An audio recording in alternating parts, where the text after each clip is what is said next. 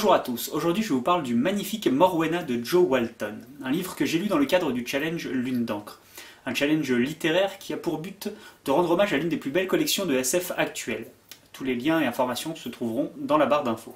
Morwena, ou Mori pour les intimes, c'est le nom d'une jeune fille de 15 ans qui, suite à un terrible accident ayant coûté la vie de sa sœur et l'ayant elle-même laissée handicapée d'une jambe, va devoir quitter son pays de Galles natal pour rejoindre un internat en Angleterre. Cela va être pour elle l'occasion de rencontrer pour la première fois son père qu'elle n'a jamais connu et de s'éloigner de sa mère qu'elle prétend être une sorcière. D'ailleurs, Morwena pratique aussi la sorcellerie. Et puis, elle voit des fées. Il est assez difficile de parler de l'intrigue de Morwena car on pourrait presque dire qu'il n'y en a pas vraiment.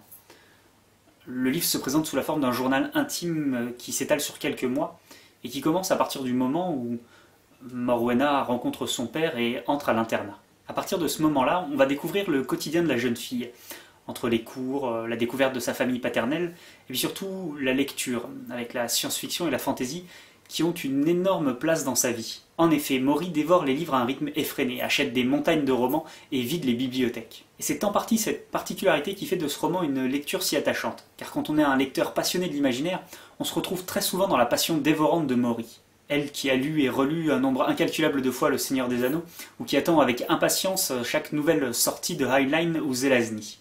Son journal est ainsi parsemé de réflexions et comptes rendus de lecture, mais sans que cela ne vire au catalogage sans intérêt. Heureusement que les livres sont là pour elle, car sans ça, Mori est très seule. Entre son accent gallois, son handicap, son origine sociale plus modeste que la plupart des autres élèves, elle est régulièrement sujette à des moqueries et très souvent mise à l'écart. Et pour ne rien gâcher, Mori est très intelligente. Une raison supplémentaire, hélas, de se faire ostraciser par ses camarades. Une intelligence qui transparaît bien sûr dans ses notes, mais aussi dans son rapport au monde, dans la manière très juste qu'elle a d'analyser et de décrire les comportements standards des autres élèves, et dans ses questionnements. Et ceux-ci sont nombreux, que ce soit sur les normes sociales, sur la place des femmes, sur la sexualité ou l'homosexualité. Elle n'accepte pas ce qu'on lui dit sans se poser de questions. L'autre particularité de Mori concerne les fées et la magie. Une magie discrète dont les règles sont simples, mais qui peut être remise en cause très facilement, de telle manière que jusqu'au bout, le doute reste sur son existence.